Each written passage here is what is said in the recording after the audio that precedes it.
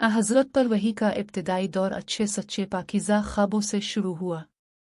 अब ख्वाब में जो कुछ देखते वो सुबह की रोशनी की तरह सही और सच्चा साबित होता। फिर मन जानिब कुदरत अब तन्हाई पसंद हो गए और अपने गार हिरा में खलवत नशीनी इख्तियार फरमाई और कई कई दिन और रात वहाँ मुसलसल इबादत और याद इलाही और ज़िक्र व फ़िक्र में मशगूल रहते। जब तक घर आने को दिल ना चाहता तो शाह हमरा लिए हुए वहाँ रहते। तो शाह ख़त्म होने पर ही अहलिया मोहतरमा हज़रत खदीजा रज़ी अल्लाह अन्हा के पास तशरीफ़ लाते और कुछ तोशा हमरा लेकर फिर वहाँ जाकर खलवत गुज़ी हो जाते।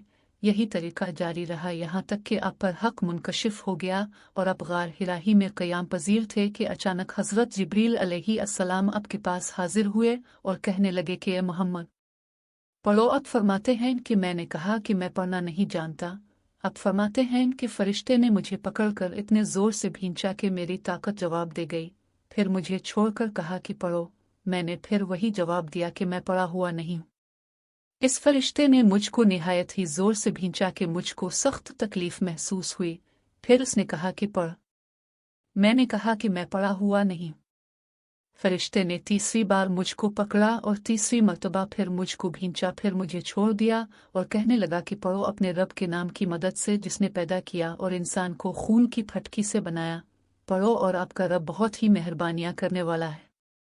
बस यही आयतें अब हज़रत जिब्रील अलैहिस्सलाम से सुनकर इस हाल में गार हिरा से वापस हुए कि आपका दिल इस अनोखे वाक़या से कांप रहा था। आप हज़रत खदीजा के यहाँ तशरीफ़ लाए और फरमाया कि मुझे कंबल ओढ़ा दो, मुझे कंबल ओढ़ा दो। लोगों ने आपको कंबल ओढ़ा दिया। जब आपका डर जाता रहा तो अपने अपनी ज़ौजा मोहतरमा हज़रत खदीजा रज़ी अल्लाह अन्हा को तफसील के साथ ये वाक़या सुनाया और फरमाने लगे कि मुझको अब अपनी जान का खौफ हो गया है। आपकी अहलिया मोहतरमा हज़रत खदीजा रज़ी अल्लाह अन्हा ने आपकी ढारस बंधाई और कहा कि आपका ख्याल सही नहीं है। खुदा की क़स्म आपको अल्लाह कभी रुस्वा नहीं करेगा।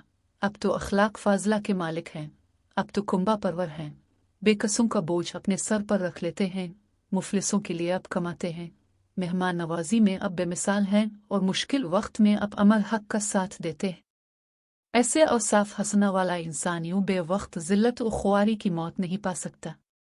फिर मज़ीद तसल्ली के लिए हज़रत खदीजा रज़ी अल्लाह अन्हा आपको वर्का बन नौफल के पास ले गई, जो उनके चचाज़ाद भाई थे और ज़माना जाहिलियत में नसरानी मज़हब इख्तियार कर चुके थे और इब्रानी ज़बान के कातिब थे। चुनांचे इंजील को भी हसब मंशाए खुदावंदी इब्रानी ज़बान में लिखा करते थे। इंजील सरयानी ज़बान में नाजिल हुई थी, फिर इसका तर्जुमा इब्रानी ज़बान में हुआ। वर्का इसी को लिखते थे। वो बहुत बूढ़े हो गए थे, यहाँ तक कि उनकी बीनाई भी रुखसत हो चुकी थी। हज़रत खदीजा रज़ी अल्लाह अन्हा ने उनके सामने आपके हालात बयान किए और कहा कि ए चचाज़ाद भाई, अपने भतीजे मोहम्मद की ज़बानी ज़रा उनकी कैफियत सुन लीजिए। वो बोले कि भतीजे अपने जो कुछ देखा है इसकी तफसील सुनाओ। चुनांचे अपने अज़ अव्वल ता आखिर पूरा वाक़या सुनाया, जिसे सुनकर वर्का बे इख्तियार होकर बोल उठे कि ये तो वही नामूस मुअज़्ज़ज़ राज़दान फरिश्ता है जिसे अल्लाह ने हज़रत मूसा अलैहिस्सलाम पर वही देकर भेजा था। काश मैं आपके इस अहद नबूवत के शुरू होने पर जवान उम्र होता। काश मैं इस वक्त तक जिंदा रहता जबकि आपकी कौम आपको इस शहर से निकाल देगी। रसूल करीम ने यह सुनकर ताज्जुब से पूछा कि क्या वो लोग मुझको निकाल देंगे, हालांकि मैं तो इनमें सादिक व अमीन व मकबूल हूँ। वर्का बोला, हाँ ये सब कुछ सच है, मगर जो शख्स भी आपकी तरह अमर हक लेकर आया लोग उसके दुश्मन ही हो गए हैं। अगर मुझे आपकी नबुव्वत का वो ज़माना मिल जाए तो मैं आपकी पूरी पूरी मदद करूँगा। मगर वर्का कुछ दिनों के बाद इंतकाल कर गए। फिर कुछ अरसा तक वही की आमद मौकूफ़ रही। Bukhari, heads number 3।